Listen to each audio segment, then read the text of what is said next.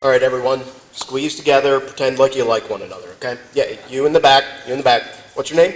Okay, all right, I see you're trying to hide back there. All right, ready? One, two, three. Great. One more, one more. One, two, three. Great.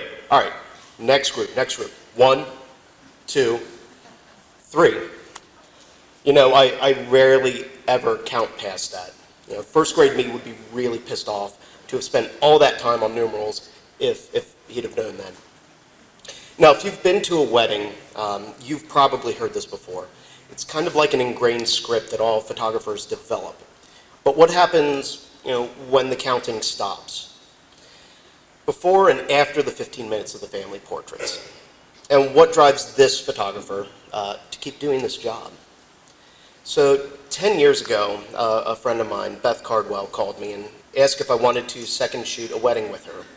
Now, being new to the game, I jumped at this opportunity to work with a professional and to really get a chance to see how an established photographer worked on that wedding day.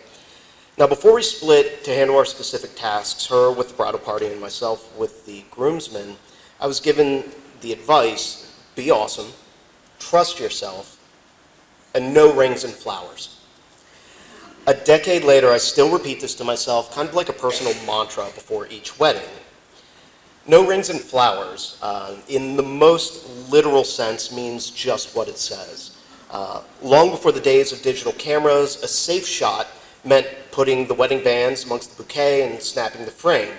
Often was heard the old saying, F8 is great, easy, reliable, and you wouldn't have to worry about wasting an exposure.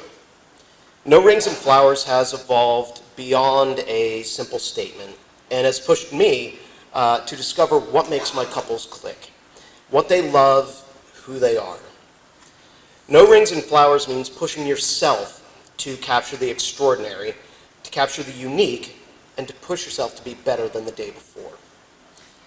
My wife Jess and I work together to blend traditional portraiture with the photojournalist's eye to capture the day's events as they unfold. Now, this style of work is oftentimes known in the industry as portrait journalism. And until the digital medium was invented, it was all but unknown and quite simply impractical. By stepping outside the box of traditional wedding photography, we can begin to tell stories and to capture the multitude of emotions of family experiences during one of the most important days of a person's life. Now, I'd like to take a brief moment to share a few conversations that Jess and I have had while working on a wedding day. Jess, there's a lot of goose poop over there. Me, yeah, but the shot will be awesome. Jess, that water will be really cold. Me, a week later and sick. You were right, but it was worth it. Jess, please be careful. Me, I'm fine. I'm the kind of person who will push the limits of what is practical and sometimes safe to deliver a shot for my clients. I found myself in 40-degree water with my pants rolled up, which resulted in a bout of pneumonia. There was an incident that ended up covered in goose poop because the only way to frame a shot was to take a low angle on a fairway, and there was a bunch of Canada geese, and you get the picture. I've hung from trees, walked on rafters, balanced on bathtubs, and hidden in a completely dark bathroom with glow-in-the-dark toys, all to capture that unique shot. Now, I've also stood quietly while a father gave his daughter away, when a groom saw his bride for the first time, and the only words he could get out were, "Look at you." And while a family shared a moment of grief over a patriarch not being able to be with them. Now, emotions run high during the wedding day, and I'm honored that people trust me enough to share in those very intimate experiences. So 10 years later, and I'll admit I still cry at weddings. Thankfully, I carry a handkerchief and a very large camera, which hides my blubbering. Jess and I have risen long before dawn to capture an ocean sunrise ceremony, and we've slept in our share of hotel rooms, all while traveling over the mid-Atlantic, all to spend 8 hours kneeling, walking, running, climbing, followed by an additional 3 to 4 hours making copies of all of those images once we leave. We often take on the mantle of meteorologist, psychic, soothsayer, and fashion expert, predicting weather, calming parents, and folding pocket squares. However, there is one constant to those days, and that is that we arrive with a handshake, but we leave with a hug. We enter as strangers, but we leave as family.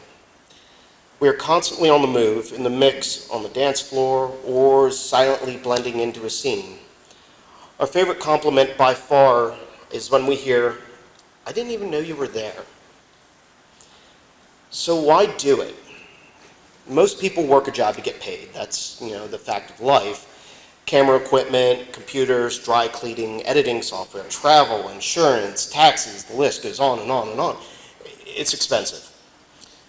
Photography prices are often dictated by region, and unfortunately, central Pennsylvania does not rank particularly high on that list. There will always be someone willing to offer a $500 wedding, and that's quite a tempting prospect on a day when every penny counts. Now, we often offer advice to newly engaged couples that after the day has passed, the only thing that will be left is the photos. Again, so why do we do it? Why would somebody put themselves through the emotional stress of capturing the most important day in a person's life? Knowing that any number of things could go wrong, why would we do it? Well, we do it because simply we love love. Thank you.